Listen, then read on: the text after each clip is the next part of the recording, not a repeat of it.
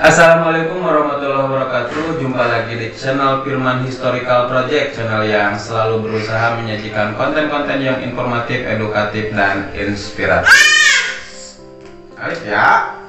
Salam belajar sepanjang hayat. Di sini mari kita belajar cara belajar agar kita bisa belajar dan mengambil pelajaran kapanpun dan dimanapun kita berada. Kali ini kita akan berbagi wawasan sejarah, yaitu sekitar di masa Perang Dunia Kedua atau di akhir Perang Dunia Kedua, kenapa Jepang bisa terlibat dalam Perang Dunia Kedua dan Belanda menyerah tanpa syarat kepada Jepang. Apa saja alasannya?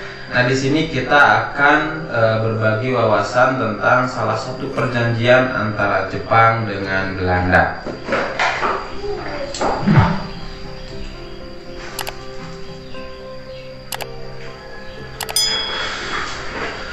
Sebagaimana kita ketahui, setelah restorasi Meiji, ya, Jepang menjadi salah satu negara yang memiliki kekuatan militer dan ekonomi yang tumbuh pesat di kawasan Asia Timur.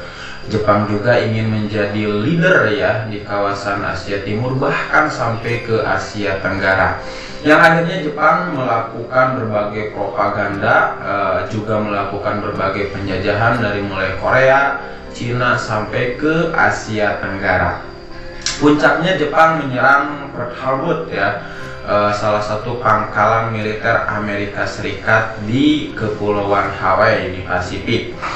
Dan setelah itu Jepang juga tidak berhenti sampai di sana, terus melancarkan atau menginvasi daerah-daerah di Asia Tenggara termasuk di Indonesia. Di mana kita ketahui bahwa Hindia Belanda atau Indonesia pada waktu itu sekitar tahun 1940-an, 42 itu masih dikuasai oleh Belanda. Namun Belanda di negara asalnya yang kecil itu kan, kita dijajah oleh negara yang kecil ya, Belanda itu sedang porak-poranda karena diserang oleh pasukan Nazi. Kita ketahui bahwa selama proses terjadinya Perang Dunia Kedua, negara-negara blok sekutu atau negara-negara blok barat itu sebelum memenangkan perang itu pernah mengalami keterpurukan dulu, hampir saja mengalami kekalahan, termasuk di Jepang, termasuk Belanda. Jadi Belanda juga itu sudah porak-poranda di negaranya sendiri gitu kan, sehingga itu berdampak terhadap wilayah-wilayah jajahan Belanda, termasuk di Hindia Belanda atau di Indonesia. Maka ketika Jepang masuk ke Indonesia ya, ke wilayah Indonesia, Tarakan dan lain sebagainya, di Kalimantan, di Sulawesi, di Maluku, di Sumatera sampai ke Pulau Jawa, di Pantai Eretan, di Karawang. Nah, Jepang dengan leluasa ya menguasai benteng-benteng pertahanan Belanda. Bahkan Belanda menginstruksikan di bawah jenderalnya untuk tidak menyerang atau tidak melakukan pertempuran di Bandung, karena memang di Bandung pada waktu itu kekuatan Belanda sudah terpecah belah, tercerai-berai ke berbagai wilayah. Salah satunya ada yang di Kalijati dan di daerah-daerah yang lainnya.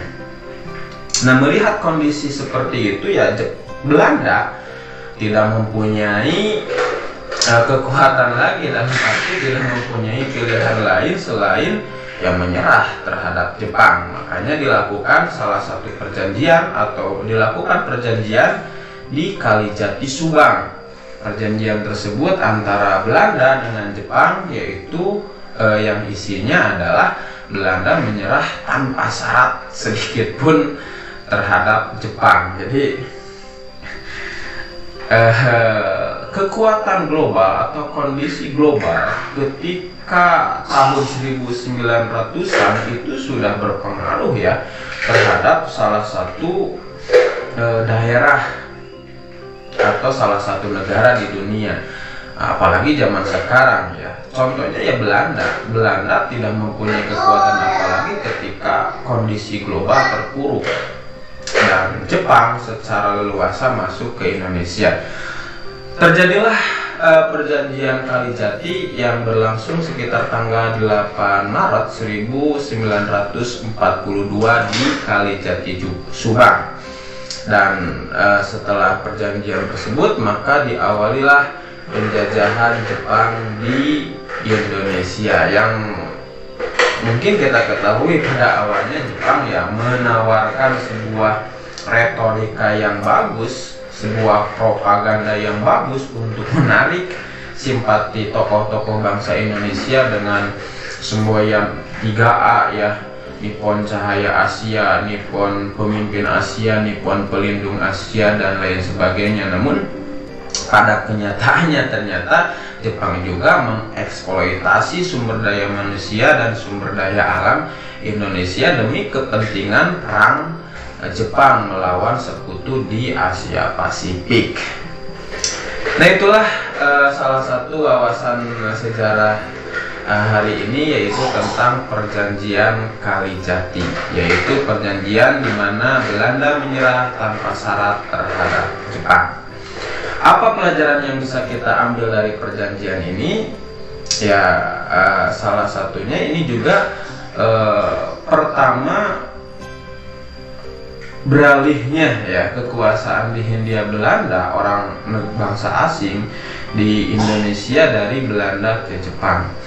Kemudian perjuangan bangsa Indonesia, baik para tokoh-tokohnya, para pasukan-pasukan gerilyawan, tetap perjuangannya tidak berubah ya. Dua bentuk atau dua cara diplomasi dan cara konfrontasi.